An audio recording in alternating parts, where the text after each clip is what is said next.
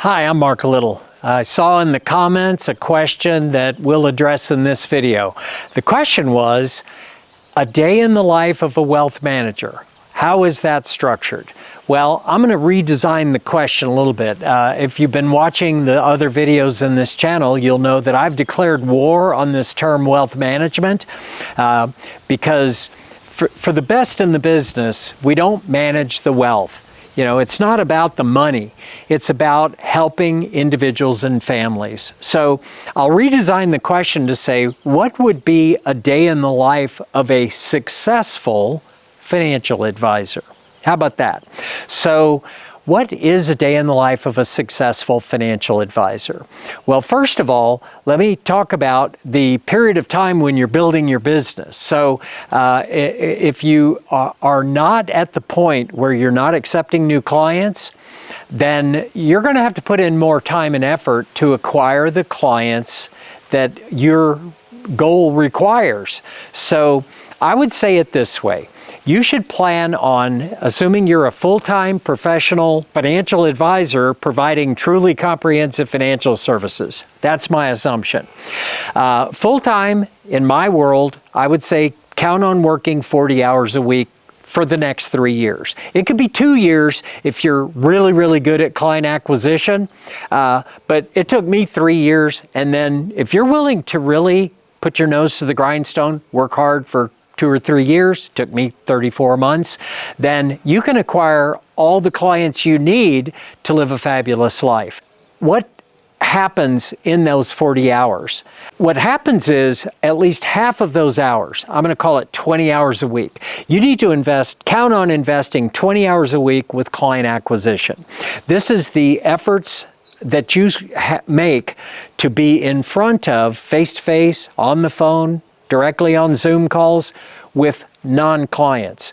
So 20 hours a week, rubbing elbows with non-clients, let's just call them potential clients. So it's getting out of your office and interacting with people, all right? So that's half your time. Some would argue it should be far more than that, but I was able to make it work with a minimum of 20 hours a week. Now, in other videos, I talk about how to structure that 20 hours, but let's just stick with the day in the life of a financial advisor for now. So you're working 5 days a week, 40 hours a week, 20 of those hours are face-to-face or on the phone with non-clients for the purpose of rubbing elbows with, trying to rub elbows with non-clients, seeing if there is a good fit to work together professionally. But that's client acquisition. So what does the other half look like? Well, count on spending another 20 hours a week delivering service to your existing clients. Now, if you're just starting out and you don't have enough clients to fill 20 hours a week with client progress meetings and, being face-to-face or on the phone serving ideal clients, well, then you should invest that time doing things you will not have time for later. And I recommend, and the advisors we work with, just count on that 20 hours a week for client service that you're going to be investing the first year building and leading your team. So in our model, we recommend that you build a team of 5 subject matter experts. You don't have to have any budget at all because it's ultimately the clients that are going to pay these people. But imagine having a team comprised of, a financial planner, a money manager, an insurance expert, a tax and estate planning lawyer, tax accountant, estate planning lawyer, having 5 areas of finance that are covered by 5 experts, not you, all right? So in my model, you can ultimately delegate 100% of client service to your team. And for most advisors, it takes a year, up to a year and a half to kind of ease into this model. Because at the beginning, most advisors we work with, you're doing everything yourself. So the idea of easing over into needing or even wanting to delegate that much to subject matter experts like that takes a little bit of a transition period. But let's just say you do what I advise. You spend the next 2 to 3 years spending 40 hours a week half of which is client acquisition, just getting out of the office and rubbing elbows with non-clients. And the other half is either serving clients, which you will have some clients, even right at the beginning, you'll acquire clients pretty quickly if you're successful. But until you have enough clients, you'll spend the time that you have extra on client service building and leading your team. Now, what happens when you've acquired whatever your goal is? Let's call it 50 or 100 ideal clients. Well, at that point, you can kick back and do whatever you want. If you have an enterprise model, which means you want to just keep growing, well, then you would hire another advisor and you would just keep growing. They would acquire clients and you've already built the team that can serve them. By the way, that team of 5 subject matter experts have capacity. They can serve more than just your community of clients. So many advisors we work with, you know, when they're finished acquiring their clients, they have another person in their office that they've hired to keep going and acquire clients just like they did. And the same team serves all of them.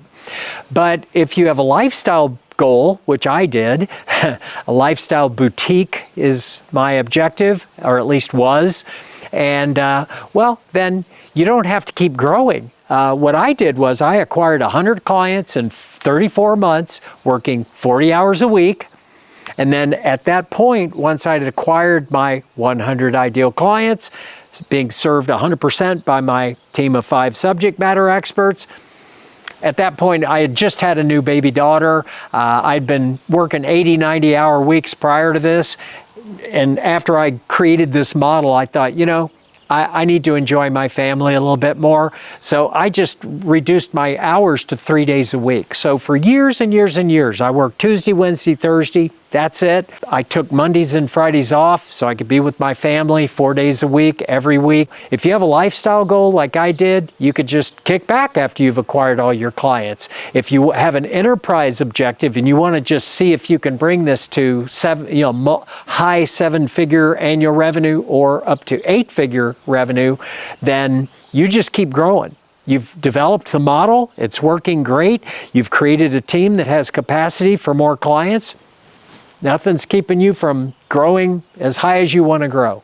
So that's a day in the life. I spend my days, Monday through Friday, for the first 3 years, 34 months, 8 hours a day. About half of the day was out of the office interacting with non-clients.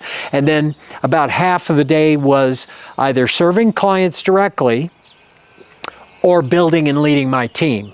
Okay?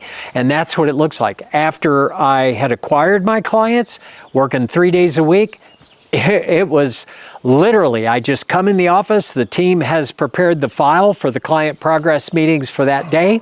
I just grab the file, I walk into the office, into the meeting with the client.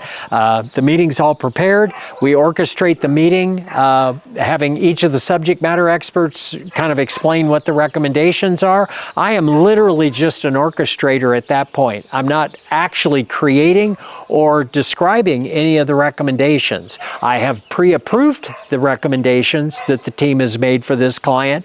But other than that, you know, I'm just kind of waltzing in the office and being the face of the firm on behalf of the client. So there you go. That's my answer for a day in the life of a, heaven forbid, wealth manager. Let's not use that term. This is what I've described as the day in the life of a successful financial advisor. So until next time, I'm Mark Little.